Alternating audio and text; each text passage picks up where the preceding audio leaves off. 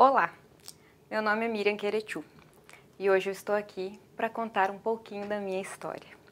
E a minha história ela começa há milênios. Nesse momento vocês devem estar pensando, nossa, mas ela nem parece tão velha assim. Mas a realidade é que eu não tenho como contar a minha história sem contar a história do meu povo, que é um povo milenar.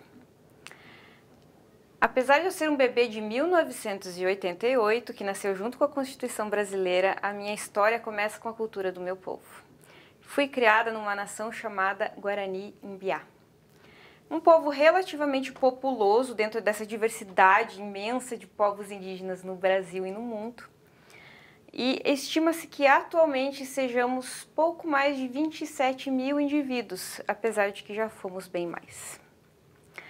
Eu sempre gosto de falar quem eu sou antes de falar aquilo que eu faço, porque eu considero isso muito mais importante dentro da minha história.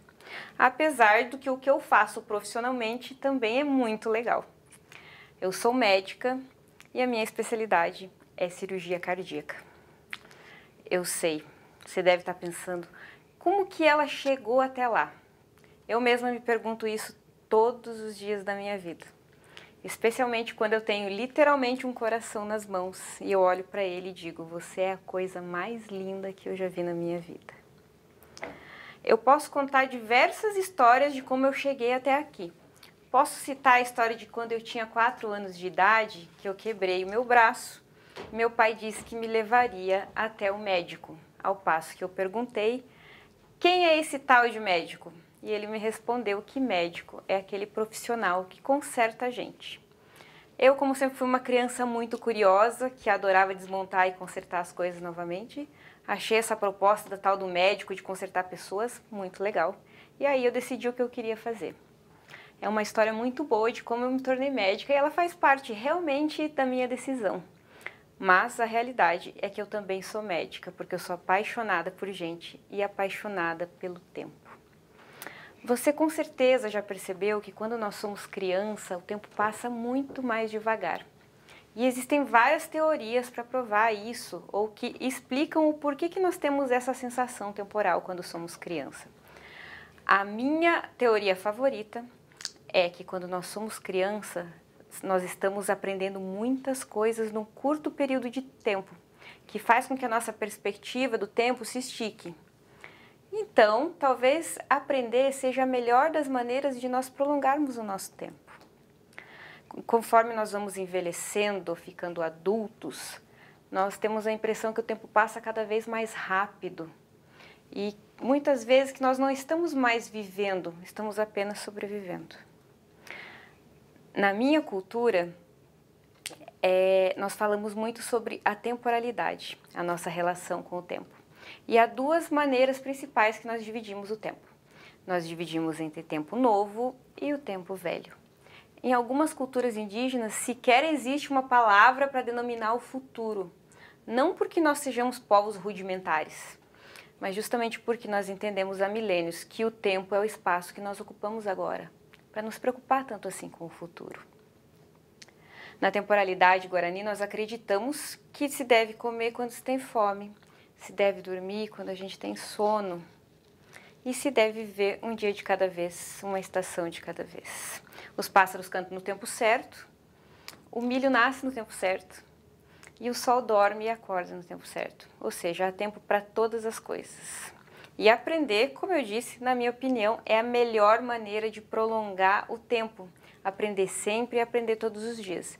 E foi assim que eu me tornei médica, foi assim que eu escolhi a cirurgia cardíaca. Ou como eu gosto de chamar, eu sou uma negociadora do tempo. Quanto tempo eu tenho? Quanto tempo eu vou ganhar após essa cirurgia, após esse tratamento, após esse procedimento? É uma pergunta que eu escuto frequentemente dos meus pacientes. E a minha resposta é quase sempre a mesma. Eu não sei, mas eu vou negociar um pouquinho de tempo a mais para você. Um coração saudável de um adulto, ele bate em média 4.200 vezes por hora. Às vezes bate mais lento, alguns corações são mais devagar, mais calmos. E às vezes até um coração calmo passa a bater muito rápido quando nós escutamos ou lemos uma frase que diz o seguinte: nós precisamos conversar, mas precisa ser pessoalmente. Não façam isso, gente. Isso faz muito mal pro coração. Agora, 5 minutos não é nada quando nós estamos perto da pessoa que a gente gosta. Mas é muito para o coração quando ele para. O tempo pode não parecer nada, mas quando você ganha 5 dias a mais para conseguir se despedir de alguém que mora longe, ou quando você ganha 5 anos a mais para poder ver um neto se formar na faculdade, ou você ganha 5 horas para poder dar uma volta e tomar um sorvete pela última vez, ele pode fazer toda a diferença. Eu aprendi muito, muito mesmo com o tempo e ao longo da minha vida e da minha carreira profissional. Eu sou de uma família muito, muito simples e descobri que cada dia passa muito rápido, mas também a gente consegue aprender muita coisa no espaço de um dia. Infelizmente, eu descobri que quando não se tem comida na geladeira, o tempo passa muito devagar. E às vezes a gente até dorme para que possa acelerar um pouquinho do tempo. Descobri que uma semana é muito para a gente ficar remoendo as frases preconceituosas que a gente escuta. E isso eu descobri na pele também. E sei disso até hoje. Talvez o mundo nunca volte a ser o mesmo. E talvez ele não devesse voltar a ser o mesmo. Nos últimos anos, todos nós mudamos a nossa perspectiva do tempo, porque a gente percebeu que o tempo foi arrancado muito rápido de alguns de nós. Então hoje eu quero falar sobre ressignificar o tempo, assim como fazemos na minha cultura, ou seja, apenas viver e viver devagar. Entender que estamos procurando demais palavras para o futuro. Ao chegar para uma criança e perguntar: o que você quer ser quando crescer? Quando na verdade a gente deveria estar celebrando essa fase, essa infância, e deveríamos estar falando para a criança que não importa o que ela vai ser quando crescer, importa o que ela é agora. Devíamos aprender mais a espaçar o nosso tempo, devemos pedir desculpas e não prolongar decisões, não prolongar discussões bobas, ou perder tempo odiando ou reclamando de tudo o tempo todo, porque na realidade é muito pior reclamar. A gente gasta muito mais energia do que movendo o mundo um pouquinho de cada vez, promovendo mudanças. Quando eu era criança, eu achava que eu iria mudar o mundo. E hoje eu vejo que eu mudo o mundo. Talvez não em massa, mas eu mudo o mundo uma vez por pessoa, uma vez de cada vez. Em cada cabecinha que a gente vai consertando, em cada coração que a gente consegue prolongar as batidas.